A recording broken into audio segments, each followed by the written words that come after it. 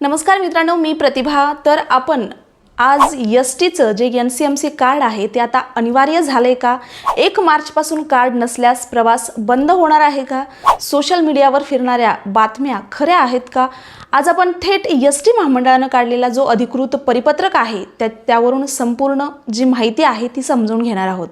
म्हणून हा व्हिडिओ तुम्हाला शेवटपर्यंत पाहायचा आहे आणि चॅनलवरती नवीन असाल तर पटकन चॅनलला सबस्क्राइब देखील करायचं आहे। तर अधिकृत घोषणा नेमकी काय आहे? तर दिनांक 28 फेब्रुवारी 2026 रोजी महाराष्ट्र राज्य मार्ग परिवहन मंडळानं एक अधिकृत माहिती दिलेली आहे। एसटीच्या डिजिटल उपक्रमातील महत्त्वाचा भाग म्हणजेच NCMC स्मार्ट कार्ड या उपक्रमाला राज्यभरातून उत्स्फूर्त प्रतिसाद मिळालेला आहे आणि नोंदणीची संख्या 1 लाखाच्या टप्प्यापर्यंत पोहोचलेली आहे। ही माहिती परिवहन मंत्री तथा एसटीचे जे मंडळाचे जे अध्यक्ष आहेत ते प्रताप सरनाईक यांनी दिलेली आहे। आता महत्त्वाचा मुद्दा म्हणजे कार्ड अनिवार्य आहे का? तर सर्वात महत्त्वाचा प्रश्न आहे की 1 मार्चपासून NCMC कार्ड नसल्यास सवलत मिळणार नाहीये का?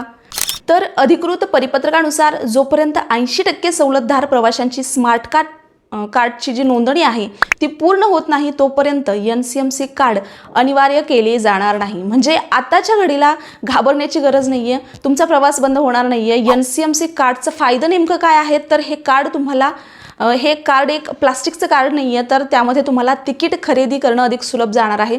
रोख व्यवहार त्या ठिकाणी कमी होणार आहेत आणि प्रवास अधिक सुरक्षित आणि पारदर्शक होणार आहे। भविष्यात विविध सार्वजनिक वाहतूक सेवांमध्ये एकाच कार्डचा वापर शक्य होणार आहे। तर हे कार्ड ऑनलाईन काढता येणार आहे का? ते कसं काढायचं? तर ऑनलाईन काढण्याची सुविधा अद्याप उपलब्ध झालेली नाहीये, तर तुम्हाला एसटी बस स्थानकामध्ये किंवा आगारात जाऊन तुम्हाला हे कार्ड काढावं लागणार आहे किंवा तुम्हाला अधिकृत एजंटकडे जाऊन तुमची नोंदणी करून तुम्हाला हे कार्ड काढावं लागणार आहे। तुम्हाला नोंदणी करताना तुम्हाला कागदपत्र कोणते आवश्यक लागणार आहे? तर तुम्हाला आधार कार्ड आवश्यक आहे, मोबाईल नंबर आणि नोंदणी शुल्क त्या ठिकाणी असणार आहे। रिचार्ज कसं करायचं आहे? तर तुम्हाला हे जे कार्ड आहे ते एसटी बस स्थानकावरील खिडकीवर ऑनलाईन बँकिंगद्वारे किंवा UPI त्यामध्ये गुगल पे फोन पेद्वारे तुम्हाला हे रिचार्ज करता येणार आहे। त्याचप्रमाणे बस कंडक्टरच्या तिकीट मशीनद्वारे हे रिचार्ज करता येणार आहे। म्हणजे पूर्णपणे डिजिटल सुविधा त्या ठिकाणी उपलब्ध असणार आहे। तुम्हाला अफवांवरती विश्वास ठेवायचा नाही। काही सोशल मीडिया पोस्टमध्ये चुकीची माहिती पसरवली जात आहे, पण अधिकृत परिपत्रक जे आहे ते स्पष्ट सांगत आहे